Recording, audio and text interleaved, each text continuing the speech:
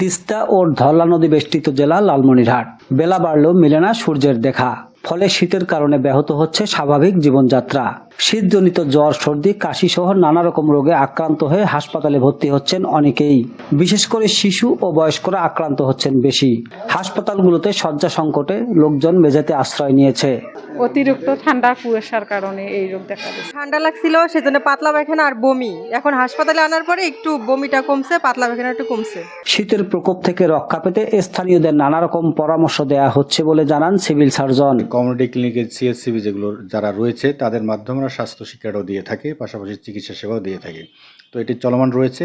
অসুস্থতা বেড়ে না যায়, বিশেষ করে শিশুদের এবং বয়স্ক মানুষদের জন্য। এই জন্য আমরা স্বাস্থ্য শিক্ষা বা স্বাস্থ্য উপদেশও দিয়ে থাকি।